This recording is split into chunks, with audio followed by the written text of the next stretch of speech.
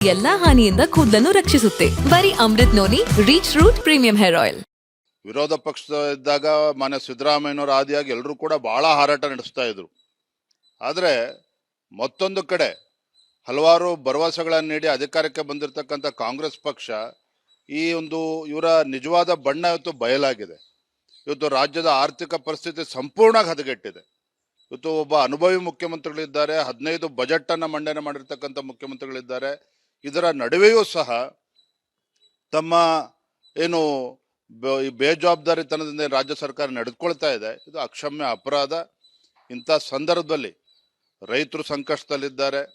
ಇವತ್ತು petrol diesel ದರ ಜಾಸ್ತಿ ಆಗೋದ್ರಿಂದ ಅವರು ಪಂಪ್ ಸೆಟ್ಗಳಿಗೆ ಡೀಸೆಲ್ ಉಪಯೋಗಿಸ್ಕೊಳ್ತಾರೆ, ಟ್ರ್ಯಾಕ್ಟರ್ಗಳಿಗೆ ಡೀಸೆಲ್ ಉಪಯೋಗಿಸ್ಕೊಳ್ತಾರೆ. ಸೊ ಇದರಿಂದ ರೈತರ ಮೇಲೆ ಹೊರೆ ಆಗ್ತದೆ. ಇವತ್ತು ಟ್ಯಾಕ್ಸಿ ಮಾಲೀಕರು ಪರದಾಡ್ತಾ ಇದ್ದಾರೆ. ಇವತ್ತು ಅವ್ರಿಗೂ ಕೂಡ ಎಲ್ಲ ಕಾಸ್ಟ್ ಜಾಸ್ತಿ ಆಗ್ತದೆ, ಬಸ್ ಆಪರೇಟರ್ಸ್ಗಳು ಇವತ್ತು. ಮತ್ತು ಒಟ್ಟಾರೆಯಾಗಿ ಇವತ್ತು ತರಕಾರಿ ಬೆಲೆ ಜಾಸ್ತಿ ಆಗ್ತದೆ, ಎಲ್ಲವೂ ಕೂಡ ಬೆಲೆ ಇವತ್ತು ಗಗನಕ್ಕೆ ಇರ್ತದೆ. ಹಾಗಾಗಿ ಮಾನ್ಯ ಮುಖ್ಯಮಂತ್ರಿಗಳು ಹುಡುಗಾಟಿಕೆ ಮಾಡೋದನ್ನು ಬಿಟ್ಟು ಭಾಳ ಜವಾಬ್ದಾರಿಯಿಂದ ನಡ್ಕೋಬೇಕಾಗ್ತದೆ. ಯಾವುದೇ ಕಾರಣಕ್ಕೂ ತಮ್ಮ ಏನು ನಿರ್ಧಾರ ಮಾಡಿದ್ದಾರೆ, ಈ ತೆರಿಗೆ ಜಾಸ್ತಿ ಮಾಡಿರ್ತಕ್ಕಂಥದ್ದು ತಾವು ಹಿಂಪಡಿಲೇಬೇಕಾಗ್ತದೆ. ಅಲ್ಲಿವರೆಗೂ ಕೂಡ ನಾವು ಹೋರಾಟವನ್ನು ಮುಂದುವರಿಸ್ತೇವೆ. ಈಗ ಪೋಕ್ಸೋ ಪ್ರಕರಣದಲ್ಲಿ ಯಡಿಯೂರಪ್ಪನವರು ಇವತ್ತು ವಿಚಾರಣೆಗೆ ಹಾಜರಾಗ್ತಾ ಇರ್ತಕ್ಕಂಥದ್ದು, ಕೋರ್ಟ್ ಕೂಡ ಸೂಚನೆ ಕೊಟ್ಟಿದೆ, ರಿಲ್ಯಾಕ್ಸೇಷನ್ ಸಿಕ್ಕಿದೆ. ಸೊ ಈ ಪ್ರಕರಣದ ಮೇಲೆ ಯಡಿಯೂರಪ್ಪನವ್ರ ಮೇಲೆ ಆರೋಪ ಬಂದಿರತಕ್ಕಂಥದ್ದು. ಸೊ ಇದರಿಂದ ಮುಕ್ತರಾಗ್ತಾರ ಹೇಗೆ ಅಂತ ನೋಡಿ. ಮೇಲ್ನೋಟಕ್ಕೆ ಸಾಕಷ್ಟು ವಿಚಾರಗಳು ಈ ಪೋಸ್ಕೋ ವಿಚಾರದಲ್ಲಿ ಪಬ್ಲಿಕ್ ಡೊಮೇನಲ್ಲಿ ಇದೆ, ಜನರ ಮುಂದೆ ಇದೆ. ಇದರಿಂದ ರಾಜಕೀಯ ಪಿತೂರಿ ಮತ್ತೊಂದು ಯಾವುದ್ರ ಬಗ್ಗೆ ಈಗ ಮಾತಾಡೋದಕ್ಕೆ ಹೋಗೋದಿಲ್ಲ. ಯಡಿಯೂರಪ್ಪನವರು ನಿರ್ದೋಷಿಗಳಿದ್ದಾರೆ, ಇವ್ರ ಮೇಲೆ ಆರೋಪಗಳು ಬಂದಿದೆ. ನಮಗೆ ನ್ಯಾಯಾಲಯದ ಬಗ್ಗೆ ವಿಶ್ವಾಸ ಇದೆ, ಅದನ್ನ ಎದುರಿಸ್ತೇವೆ ನಾವು. ವಿರೋಧ ಪಕ್ಷ ಇದ್ದಾಗ ಮಾನ್ಯ ಸಿದ್ದರಾಮಯ್ಯನವರ ಆದಿಯಾಗಿ ಎಲ್ಲರೂ ಕೂಡ ಬಹಳ ಹಾರಾಟ ನಡೆಸ್ತಾ ಇದ್ರು. ಆದರೆ ಮತ್ತೊಂದು ಕಡೆ ಹಲವಾರು ಭರವಸೆಗಳನ್ನು ನೀಡಿ ಅಧಿಕಾರಕ್ಕೆ ಬಂದಿರತಕ್ಕಂಥ ಕಾಂಗ್ರೆಸ್ ಪಕ್ಷ ಈ ಒಂದು ಇವರ ನಿಜವಾದ ಬಣ್ಣ ಇವತ್ತು ಬಯಲಾಗಿದೆ. ಇವತ್ತು ರಾಜ್ಯದ ಆರ್ಥಿಕ ಪರಿಸ್ಥಿತಿ ಸಂಪೂರ್ಣ ಹದಗೆಟ್ಟಿದೆ. ಇವತ್ತು ಒಬ್ಬ ಅನುಭವಿ ಮುಖ್ಯಮಂತ್ರಿಗಳಿದ್ದಾರೆ, 15 ಬಜೆಟ್ ಅನ್ನು ಮಂಡನೆ ಮಾಡಿರ್ತಕ್ಕಂಥ ಮುಖ್ಯಮಂತ್ರಿಗಳಿದ್ದಾರೆ. ಇದರ ನಡುವೆಯೂ ಸಹ ತಮ್ಮ ಏನು ಬೇಜವಾಬ್ದಾರಿತನದಿಂದ ರಾಜ್ಯ ಸರ್ಕಾರ ನಡೆದುಕೊಳ್ತಾ ಇದೆ, ಇದು ಅಕ್ಷಮ್ಯ ಅಪರಾಧ. ಇಂಥ ಸಂದರ್ಭದಲ್ಲಿ ರೈತರು ಸಂಕಷ್ಟದಲ್ಲಿದ್ದಾರೆ.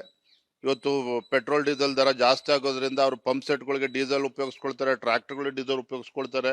ಸೊ ಇದರಿಂದ ರೈತರ ಮೇಲೆ ಹೊರೆ ಆಗ್ತದೆ. ಇವತ್ತು ಟ್ಯಾಕ್ಸಿ ಮಾಲೀಕರು ಪರದಾಡ್ತಾ ಇದ್ದಾರೆ. ಇವತ್ತು ಅವ್ರಿಗೂ ಕೂಡ ಎಲ್ಲ ಕಾಸ್ಟ್ ಜಾಸ್ತಿ ಆಗ್ತದೆ, ಬಸ್ ಆಪರೇಟರ್ಸ್ಗಳು ಇವತ್ತು. ಮತ್ತು ಒಟ್ಟಾರೆಯಾಗಿ ಇವತ್ತು ತರಕಾರಿ ಬೆಲೆ ಜಾಸ್ತಿ ಆಗ್ತದೆ, ಎಲ್ಲವೂ ಕೂಡ ಬೆಲೆ ಇವತ್ತು ಗಗನಕ್ಕೆ ಇರ್ತದೆ. ಹಾಗಾಗಿ ಮಾನ್ಯ ಮುಖ್ಯಮಂತ್ರಿಗಳು ಹುಡುಗಾಟಿಕೆ ಮಾಡೋದನ್ನು ಬಿಟ್ಟು ಭಾಳ ಜವಾಬ್ದಾರಿಯಿಂದ ನಡ್ಕೋಬೇಕಾಗ್ತದೆ. ಯಾವುದೇ ಕಾರಣಕ್ಕೂ ತಮ್ಮ ಏನು ನಿರ್ಧಾರ ಮಾಡಿದ್ದಾರೆ, ಈ ತೆರಿಗೆ ಜಾಸ್ತಿ ಮಾಡಿರ್ತಕ್ಕಂಥದ್ದು ತಾವು ಹಿಂಪಡಿಲೇಬೇಕಾಗ್ತದೆ. ಅಲ್ಲಿವರೆಗೂ ಕೂಡ ನಾವು ಹೋರಾಟವನ್ನು ಮುಂದುವರಿಸ್ತೇವೆ. ಈಗ ಪೋಕ್ಸೋ ಪ್ರಕರಣದಲ್ಲಿ ಯಡಿಯೂರಪ್ಪನವರು ಇವತ್ತು ವಿಚಾರಣೆಗೆ ಹಾಜರಾಗ್ತಾ ಇರ್ತಕ್ಕಂಥದ್ದು, ಕೋರ್ಟ್ ಕೂಡ ಸೂಚನೆ ಕೊಟ್ಟಿದೆ, ರಿಲ್ಯಾಕ್ಸೇಷನ್ ಸಿಕ್ಕಿದೆ. ಸೊ ಈ ಪ್ರಕರಣದ ಮೇಲೆ ಯಡಿಯೂರಪ್ಪನವ್ರ ಮೇಲೆ ಆರೋಪ ಬಂದಿರತಕ್ಕಂಥದ್ದು. ಸೊ ಇದರಿಂದ ಮುಕ್ತರಾಗ್ತಾರ ಹೇಗೆ ಅಂತ ನೋಡಿ. ಮೇಲ್ನೋಟಕ್ಕೆ ಸಾಕಷ್ಟು ವಿಚಾರಗಳು ಈ ಪೋಸ್ಕೋ ವಿಚಾರದಲ್ಲಿ ಪಬ್ಲಿಕ್ ಡೊಮೇನಲ್ಲಿ ಇದೆ, ಜನರ ಮುಂದೆ ಇದೆ. ಇದರಿಂದ ರಾಜಕೀಯ ಪಿತೂರಿ ಮತ್ತೊಂದು ಯಾವುದ್ರ ಬಗ್ಗೆ ಈಗ ಮಾತಾಡೋದಕ್ಕೆ ಹೋಗೋದಿಲ್ಲ. ಯಡಿಯೂರಪ್ಪನವರು ನಿರ್ದೋಷಿಗಳಿದ್ದಾರೆ, ಇವ್ರ ಮೇಲೆ ಆರೋಪಗಳು ಬಂದಿದೆ. ನಮಗೆ ನ್ಯಾಯಾಲಯದ ಬಗ್ಗೆ ವಿಶ್ವಾಸ ಇದೆ, ಅದನ್ನ ಎದುರಿಸ್ತೇವೆ ನಾವು. ನನ್ನ ಜೀವನದಲ್ಲಿ ನಾನು ಮಾತ್ರವಲ್ಲ, ನನ್ನ ಕೂದಲು ಕೂಡ ಆಗಿರ್ಬೇಕು ಸ್ಟ್ರಾಂಗ್ ಅಂಡ್ ಸ್ಟೈಲಿಶ್.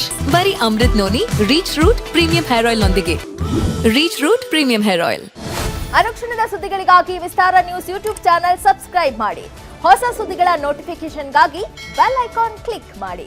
ಲೇಟೆಸ್ಟ್ ಅಪ್ಡೇಟ್ಸ್ಗಾಗಿ www.vistaranews.com ವೆಬ್ಸೈಟ್ಗೆ ವಿಸಿಟ್ ಮಾಡಿ. ಅಂಗೈಯಲ್ಲೇ ಜಗತ್ತಿನ ಸುದ್ದಿ ತಿಳಿಯಲು Vistara news Kannada app download ಮಾಡಿ.